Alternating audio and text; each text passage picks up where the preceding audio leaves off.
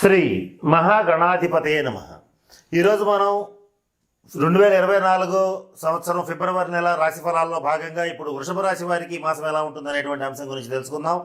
ఇది తెలుసుకోబోయే ముందు వృషభ రాశి అంటే ఏంటో ఒకసారి చూద్దాం. కృతికా నక్షత్రం 2, 3, 4 పాదాలు, రోహిణి నక్షత్రం 1, 2, 3, 4 పాదాలు, అలాగే మృగశిర నక్షత్రం 1, 2 నక్షత్ర పాదాల్లో ఈ నక్షత్ర పాదాలు అన్నింటిలో జన్మించినటువంటి వాళ్ళందరినీ కలిపి మనం వృషభ రాశి జాతకుల కింద పరిగణిస్తాం. అయితే ఇక్కడ ఈ మాసం గ్రహగతులను పరిశీలించినట్లయితే వ్యయ స్థానంలో గురువు, పంచమ స్థానంలో కేతువు, అష్టమ స్థానంలో కుజ శుక్రులు, భాగ్యంలో రవి బుధులు, అలాగే దశమంలో శని, లాభస్థానాల్లో రాహువు ప్రవేశించి సంచరిస్తున్నారు. అలాగే ఈ మాసంలో రవి, కుజ, బుధ, శుక్రులు వారి వారి స్థాన మార్పు జరగటం అనేటువంటిది ద్వితీయార్థం నుంచి జరుగుతోంది. ఈ స్థాన మార్పుతో సహా ఈ ప్రధానమైనటువంటి ఫలితాలను నిర్దేశిస్తున్నాయి. ప్రధానమైనటువంటి ఫలితాలని తారుమారు చేయడం కూడా జరుగుతోంది. ఇవన్నీ గ్రహ గతుల్ని కనుక కాస్త పరిశీలించి చూసినట్లయితే ఈ మాసం వృషభ రాశి వారికి అధిక శాతం దాదాపుగా ఒక 90% పాటు శుభ ఫలితాలు ఉన్నాయి. ఒక 10% పాటు మాత్రం కొన్ని ఇబ్బందికరమైనటువంటి పరిణామాలు ఏర్పడుతున్నాయి. అవి ఏ రకంగా తప్పించుకోవాలి, వాటికి ఏ పరిహారాలు చేయాలి, ఏ రంగాల్లో అడుగుపెట్టేటట్లయితే మనకి మంచి ఫలితాలు ఉంటాయి, ఏ రకంగా ముందుకెళ్ళేటట్లయితే ఈ మాసం గొప్పగా మనకు అదృష్టాన్ని ఇవ్వబోతుందని అనేటువంటి అనేక అంశాల గురించి కూలంకషంగా తెలుసుకోవడానికి ప్రయత్నం చేద్దాం. మొట్టమొదటిగా వృషభ రాశి వారికి ఈ మాసం ఈ కేతుగ్రహ సంచార రీత్యా కానీ, రాహుగ్రహ లాభస్థానంలో ఉన్న సంచార రీత్యా కానీ మీకు అయాచిత ధన వృద్ధి కలుగుతుంది. అంటే మీరు ఎక్స్పెక్ట్ చేయకుండానే మీకు ఆర్థికంగా మంచి స్థితికి వెళ్ళగలుగుతారు. ఎవరైతే బ్యాంక్ లోన్స్ కోసం అప్లై చేస్తారో వాళ్ళకి లోన్స్ శాంక్షన్ అవుతాయి. స్థిర చరాస్తుల వృద్ధి కోసం, గృహ నిర్మాణం కోసం, గృహాన్ని కొనుగోలు చేయడం కోసం, స్థిర చరాస్తులను కొనుగోలు చేయడం కోసం బ్యాంక్ లోన్స్ కోసం ఎవరైతే అప్లై చేస్తారో వాళ్ళకి ఈ మాసం తప్పనిసరిగా బ్యాంక్ లోన్స్ అనేటువంటివి రావడం జరుగుతుంది. ఇటువంటి శుభ ఫలితాలు ఉంటాయి.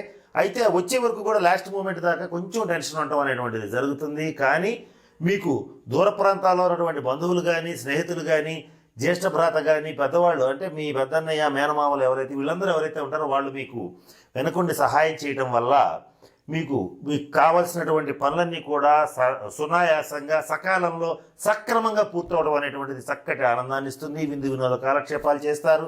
ఇంట్లో శుభకార్య పరంపర అనేటువంటిది జరుగుతూ ఉంటుంది.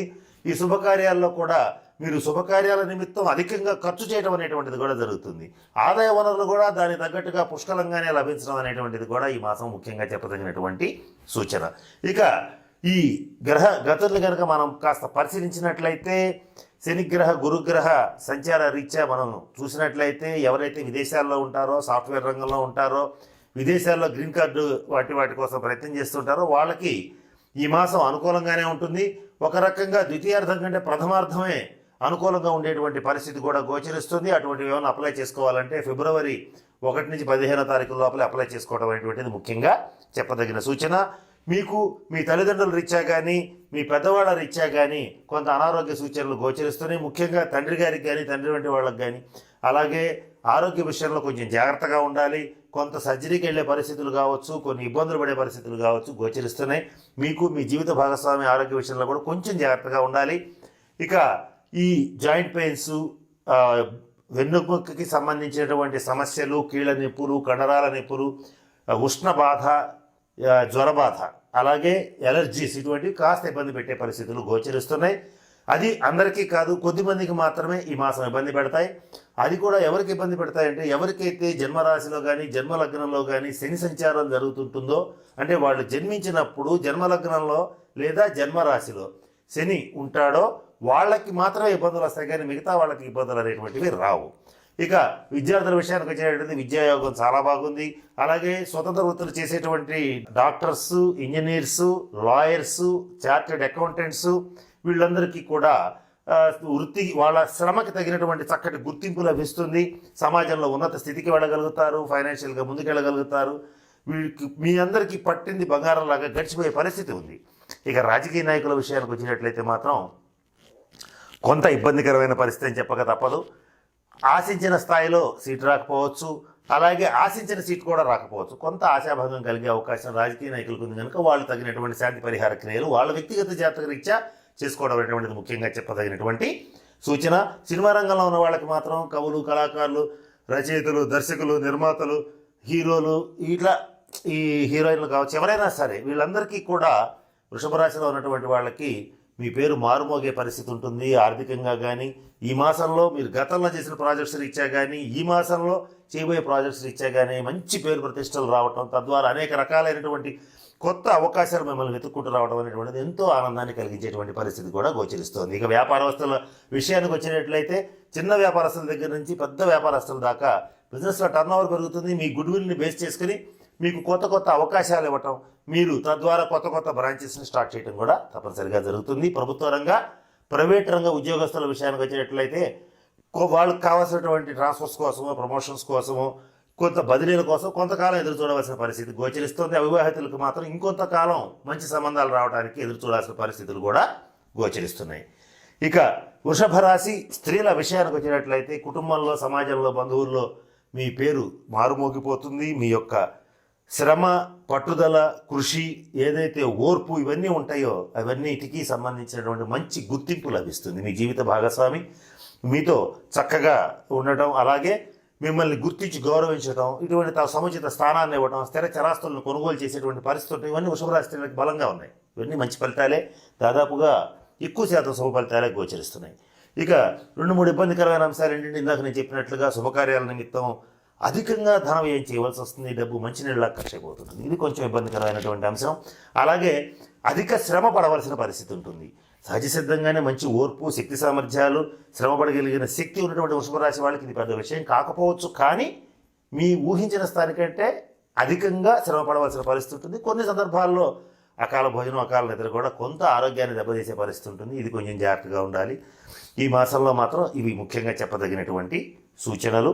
ఇకపోతే ఈ వృషభ రాశి వారు కొన్ని పరిహారాలు పాటించుకోవాల్సి ఉంటుంది. అది వాటిల్లో మొట్టమొదటి ఏంటంటే నవగ్రహాలకి బుధగ్రహాన్ని, గురుగ్రహానికి అనుగ్రహం కోసం, నవగ్రహాల్లో గురుగ్రహ అనుగ్రహం కోసం ప్రతిరోజు లేదా కనీసం గురువారం నాడు 16 ప్రదర్శనాలు నవగ్రహాలకు చేయాలి. గురుగ్రహ మంత్రాన్ని చదువుతూ అలా 16 ప్రదర్శనాలు చేయాలి. గురువు యొక్క అనుగ్రహం కోసం దత్తాత్రేయ స్వామి వారి మందిరాన్ని సందర్శించాలి. దత్తాత్రేయ కవచాన్ని పఠించాలి. కనీసం గురు చరిత్ర పారాయణ చేయాలి. అలాగే మరొక ముఖ్యమైన పరిహారం ఏంటంటే మీ ఇంటి పురోహితుడు ఎవరైతే ఉంటారో లేదా మీ దగ్గరలో ఉన్న దేవాలయంలో పురోహితుడు ఎవరైతే ఉంటారో వారికి పసుపు రంగు వస్త్రాలని సమర్పించి తగిన దక్షిణ ఇచ్చి నమస్కరించి ఆ పూజారి గారి లేదా మీ ఇంటి పంతులు గారి ఆశీస్సులు తీసుకునేటట్లయితే గురుగ్రహం యొక్క సంపూర్ణ అనుగ్రహం లభించి ఆర్థికంగా చక్కటి అఖండమైనటువంటి ఐశ్వర్యం లభిస్తుంది. ఇది ఈ మాసం ప్రత్యేకంగా వృషభ రాశి వాళ్ళకి చెప్తున్నటువంటి సూచన. ఇకపోతే అధిక భాగం గ్రహగతులు బాగున్నాయి. ధైర్య సాహసే లక్ష్మి అని కొత్త కొత్త కార్యక్రమాన్ని చేపట్టి అందరూ ఆశ్చర్యపడే రీతిలో సక్సెస్ చేయడం అనేటువంటిది కూడా జరుగుతుంది. ఇటువంటి శుభ ఫలితాలు వృషభ రాశి వారికి సుస్పష్టంగా గోచరిస్తున్నాయి. ఇకపోతే వృషభ రాశి వారికి సంతాన విషయకంగా ఆలోచించేటట్లయితే స్త్రీ సంతానం విషయంలో కొంత టెన్షన్ ఏర్పడేటువంటి పరిస్థితి ఉంటుంది. వాళ్ళ ఆరోగ్య విషయంలో కావచ్చు, వాళ్ళ సెటిల్మెంట్ విషయంలో కావచ్చు కొన్ని ఇబ్బందులు కలుగుతాయి. అటువంటి వస్తాయి అనుకున్నప్పుడు కేతుగ్రహ అనుగ్రహం కోసం సర్పానికి సంబంధించినటువంటి శాంతి పరిహార క్రియలు జరిపించుకోవటం, సర్పదేవత ఆలయాలను సందర్శించటం, కేతుగ్రహ అనుగ్రహం కోసం బుధవారం నాడు గణపతిని అర్చించటం, అలాగే సుబ్రహ్మణ్యేశ్వర స్వామిని పూజించటం, అలాగే మంగళవారం నియమాలు పాటించటం, ఇటువంటివి చేసేటట్లయితే కేతువు యొక్క అనుగ్రహం అనేటువంటిది లభిస్తుంది.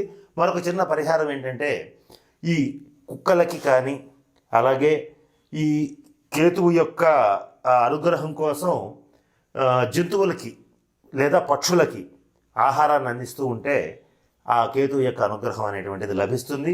మరొక ముఖ్యమైన చిన్న పరిహారం ఏంటంటే ఈ వృషభ రాశి వారికి కేతు అనుగ్రహం కావాలి అనుకుంటే మీరు ఒక చాలా సింపుల్ పని, ఈ రెమెడీ కనుక చేయగలిగితే కేతు యొక్క అనుగ్రహం సంపూర్ణంగా మీకు లైఫ్ టైం లభిస్తుంది. ఏంటంటే మన ఇంట్లో విరిగిపోయిన వస్తువులు, పగిలిపోయిన టేబుల్స్, అలాగే ఒక్కాలు విరిగిపోయిన కుర్చీలు, ఇటువంటివి అనేక రకాలైనటువంటి సగం పాడైనటువంటి వస్తువులు, సగం విరిగిపోయిన అద్దాలు ఇవి ఉంటాయి. వీటిని తప్పనిసరిగా అర్జెంటుగా తీసుకెళ్ళి బయట వేసేయండి. ఇంట్లో మాత్రం ఉంచుకోవద్దు. ఇవి ఉంటే మాత్రం కేతు యొక్క ప్రతికూల శక్తి మీ మీద ఉంటుంది. వీటిని వదిలించుకుంటే కేతు యొక్క అనుకూల శక్తి మీ మీద ఉంటుంది. కనుక ఈ విషయంలో కొంచెం జాగ్రత్తలు పాటించేటట్లయితే కేతు యొక్క సంపూర్ణ అనుగ్రహం మీకు లభిస్తుంది. ఇది ఒక్కటే లభిస్తే చాలు, మీకు ఈ మాసం మొత్తం ఆలోచించుకోవాల్సిన అవసరం ఉండదు. కనుక నేను చెప్పినటువంటి పరిహారాలని దృష్టిలో పెట్టుకుని పాటించి ఈ వృషభ రాశి వాళ్ళు చక్కగా అష్టైశ్వర్యాలతో భోగభాగ్యాలతో ఉండాలని మనస్ఫూర్తిగా పరమేశ్వరుని ప్రార్థిస్తూ సెలవు తీసుకుంటున్నాను. స్వస్తి. ఈ వీడియో కానీ మీకు నచ్చినట్లయితే లైక్, కామెంట్, షేర్ చేయండి. మరిన్ని అప్డేట్స్ కోసం సబ్స్క్రైబ్ చేయండి.